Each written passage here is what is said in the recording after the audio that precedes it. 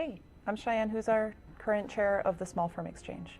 I am Jason Tapia, also on the executive committee of the Small Firm Exchange. Small firm. Running a small business and seeing the ups and downs and ebbs and Different flows. scale, working in the small firm like us. Like my passions for community. Got engaged in the community and started to build leadership. To be part of a local And firm then that's we doing get local work. paid to do what we love. So I thought it was going to be easy. You set up the tables, you plug in the printer, you go. Wow.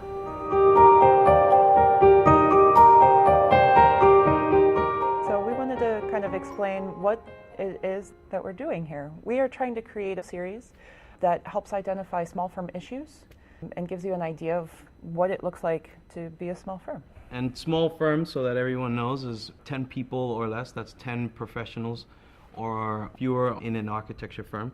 Keeping in mind that just because we're small firms doesn't mean we only work on small projects. We represent an entire body of different firms and cultures and ideas and practices. And the final goal was really to bring in a cross-section of different architects who are practicing in small firms and hear their story, talk to them about some of the challenges that they've faced, and begin this conversation year after year. Yeah, we hope you enjoy. Thanks. For the first episode of the Small Firm Exchange podcast, I, Chyanne Husart, am going to be speaking with Mel Price, who's the 2017 Small Firm Exchange Chair and founder of the work program Architects out of Norfolk, Virginia. I'm going to have to admit, she is one of my mentors. I say this many times throughout the podcast, but she's been an incredible influence on how I've established my firm. I think this is a great opportunity to hear some of our Small Firm Exchange leadership coming together, some of the ways that we connect as small firms, and we really hope you enjoy our first episode of the podcast.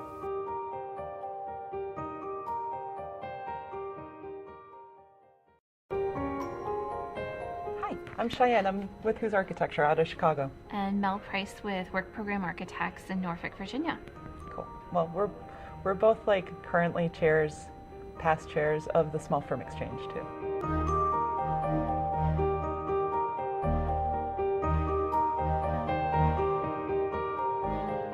So I think you're at a really interesting point in your business where you're growing. Tell me a little bit about the decisions you're making and how you are strategically growing. Oh man, it's been really tough to try and figure that out. We're at the point where we only just got our first office space in December, and it was like the middle of January where we hired our first full-time person as a non-architect. I thought we had enough work for that, and thankfully it was my sister. So we were able to really have some good intimate discussions to try and test the waters and realize that we weren't at that point. So it's been this kind of interesting wave to get a sense of how to hire, and just realizing that I can't keep working at this pace. And so I suppose I was pretty fortunate that I had sort of structured my company to rely on a number of part-time people who always had an interest of potentially growing into a full-time thing when the timing was right. And it finally had enough of a background, enough of a workload and pipeline to be able to hire Tina full-time. So Awesome. it's been really cool. Was it difficult to work on designing and overseeing construction of your office while you were still trying to run a practice? Yeah, that was that was something that I did not expect at all. I mean, I moved into a white box space and I had a bunch of tables and things like that. So I thought it was going to be easy. You set up the tables, you plug in the printer, you go. Wow. I needed to figure out a server. We're talking about management systems. We even needed to figure out like a counter space for the break area and things like that. It was just a whole bunch of like little things that just kept adding up and adding up. How did you do it? I think you're one of my role models in terms of setting up an amazing office. We were really strategic about our location. So we wanted to be right in the heart of downtown.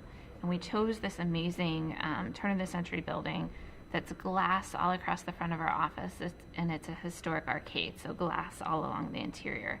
And so we thought if we can be at street level where people are constantly walking by and walking through our building and this, what architects do are interesting to people, so they can see us working, they can feel welcome to come on in the door, and we have these easy, casual, comfortable interactions with people. We made a second decision, which was, thankfully, we have very affordable rent, so we leased more space than we needed, and we built in an art gallery and really a community space that's available to folks for free. So we're really inviting the public in to use our space, and by doing that, I guess they're learning about architects and what we do, and we do a lot of community-based work, and so we've met tons of people and tons of clients that way. So the build-out took time, of course, but we were able to kind of just work it into our practice. So you were working out at a different spot before then? We started in a friend's shop, now my husband's shop, Oh. and built it out kind of nights and weekends and hired a general contractor. And then we opened in 1,500 square feet of space, and then a year and a half, 2 years later, we expanded into another 1,500 square feet of space. Cool. And then last year we added one more additional space. Wow. So second time around, it was easier. We had good, clear plans and hired a great general contractor and just got it done. So how do you know when that time is right to do those kinds of things? In our case, people loved being in our office space, and we found we do a lot of public work, and what we heard was, I feel so comfortable here. This is such a great space. Let's have the meeting in your office. And at times we were packing 30, 35 people into a meeting because they just liked being there. And so we figured time to expand. Yeah. And that's been great. As often as we can get folks in our space, we find that works out well, for everyone involved. And how many people do you have working with you now? We have 10 people. And the funny thing about the space is that those 10 people like to clump all together. So in a regular work environment, we only use half of the space. The rest of it becomes design session, pin-up meeting space. It's an open office, but there's seating choices and places to go to be in a big group and places to break out. Now, I know a little bit about you, so I have a benefit of having had some really amazing conversations with you in the past. And before I met you, I had never heard of anybody structuring their office the way that you did, and it's been a huge inspiration to me. Can you talk about transparency in your office? So we wanted to have really the most transparent firm that we could have, and that's all aspects in teaching the startup of a business and the running of the business to folks to full financial transparency. And I think every year we become a little bit more transparent. So let's say it starts in the hiring process. So someone submitted their resume and portfolio to us, and we get to the next phase and go out to dinner or lunch. And I'll say very honestly, we are a small firm. We're financially transparent, which means that everyone knows what everyone makes, and you have to be comfortable in that environment. And you have to be a certain type of person, because running a small business and seeing the ups and downs and ebbs and flows, you layer finances onto that, and that's a stress. So some folks don't want to hear about it, don't want to see it. You need to be the type of person that's interested in that and wants to learn it. And then when we get close to the hiring process, we ask them to make us an offer. What would you like to be paid? And we hand over a spreadsheet that shows what everyone at WPA is paid, as well as all of their benefits. And we say, kind of fit yourself into that model and let us know what you think you should be paid. And from there, it's open books. Wow. So I tried that going through my recent hire, and I was really realizing like how much some of the students didn't really know how much they were worth. Right. At least in terms of the small firm. So I was basing everything, kind of my numbers, on the small firm compensation survey that we did, which was really a valuable tool. But a lot of the students would kind of come in, some of them would say, I'll work for free. And I was like, you need to get paid. Right. And some of the other students thought that they were kind of working at like a licensed architect level. So if you're asking students to kind of, or people coming in to make you an offer, how prepared do you feel like most people are? We've seen the same range. And so I'd say up until the last 2 years, the majority of folks coming in were asking to make less than we felt they deserved. So we had to spend some time educating them on what they should be making. and then we kind of counter offered with a higher salary offer. Well, that's a good Which is position to cool. be in. But what we also found, there's differences. We saw a real difference between kind of the introverts and extroverts in what they, how they were being compensated and what they were asking for. And then recently, we've seen definitely a little bit of coaching by the parents and some maybe more aggressive positioning, looking for higher salaries. And we use our overall total compensation package to help with that. So let's say someone coming in right out of school asks to be making $55,000 a year. We've said, okay, your salary, your direct salary may not be $55,000, but here are all the benefits we're offering you, and hey, look, it adds up to over $55,000. And we use that as a strategy to kind of fit them into small firm compensations across the board and comfortably within our company. I So. certainly never understood that as a student. I was always like, well, Right. that's not what I'm taking home. But you have a pretty amazing compensation package, too. I think you do a really interesting job of making it exciting.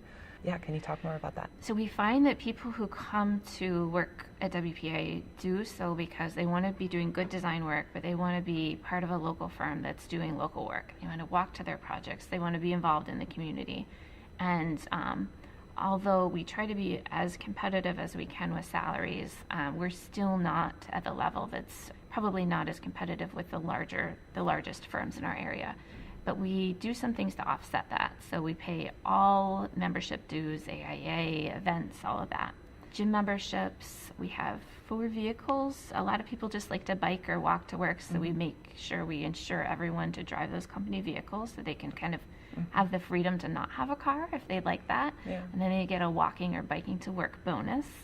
Wait, I didn't even know about that one. A walking or biking, yes. If we would encourage you not to drive to work, and if you choose not to do so, then you get an extra $50 a month as your walking or biking bonus. Wow. We pay for their cell phone plan, and iPad. What else? Flexible office hours. We set everyone up to work from home in an open office environment. It can be, of course, sometimes loud and distracting, and we recognize that people need quiet time, and we set them up to work from home. Do half-day Fridays in the summer. We make sure we have disability insurance and healthcare coverage and vision, dental for everyone.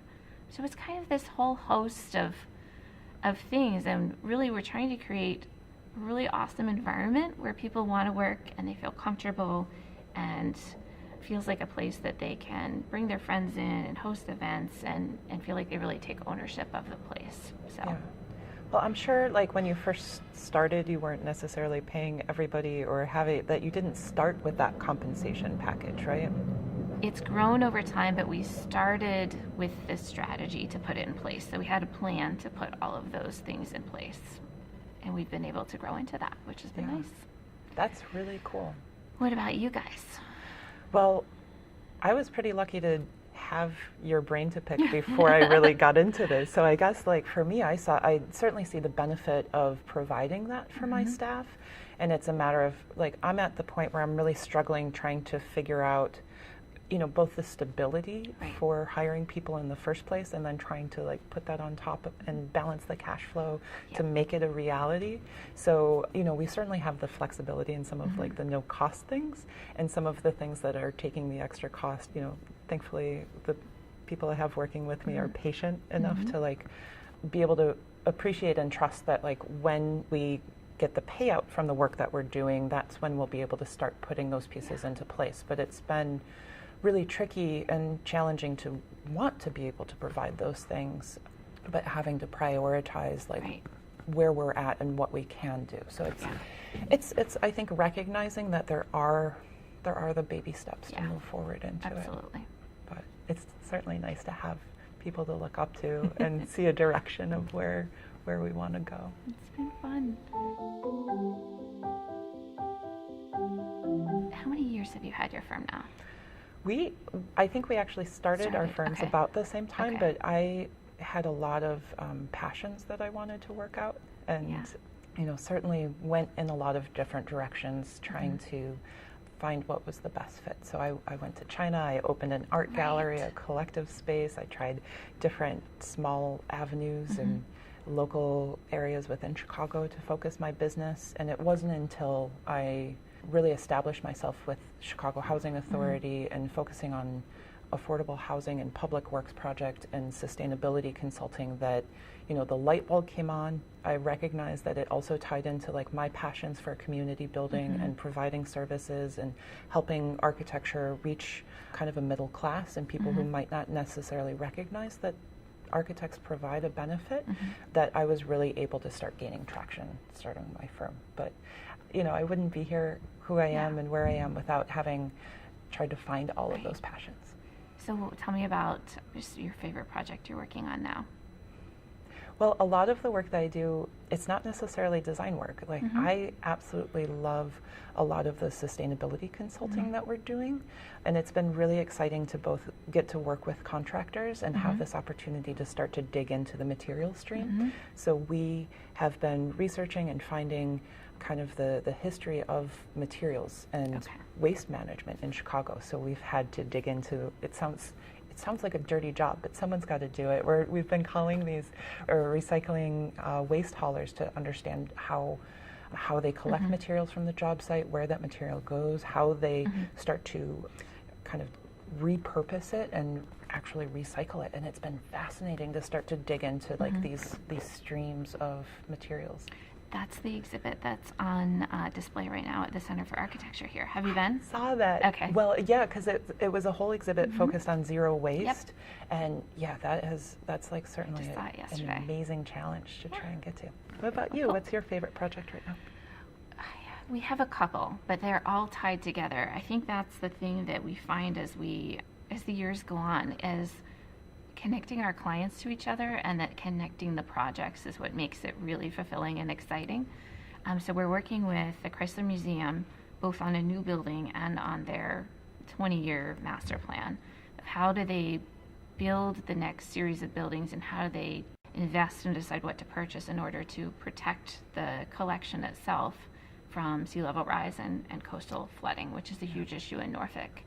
At the same time, we're working for the city of Norfolk on the redevelopment of our oldest, what is the oldest and largest public housing project in the whole country. Yeah. And it's $1 billion project. It's going to take 2 decades, and it's probably the most exciting project that we could possibly work on because it has environmental issues, coastal resiliency, working on designing to protect this area from flooding, and then it has kind of social justice and equitability issues, and so it's really going to create a new kind of ideal framework for how our city moves forward in the next 100 years. It's those types of projects that have a great design component, but also just feel pretty amazing to work on and feel lucky to be part of. That is so cool. Yeah. You're the coolest. I think it's 9 now, right? I know. Okay. Thank you. Thanks. I hope you enjoyed listening to me and Mel recount some of our experiences setting up a small firm, and I hope you'll join us next week when we talk to Kurt and Jeff of Sedgwick and Fruetta Architects in Flint, Michigan. Thanks.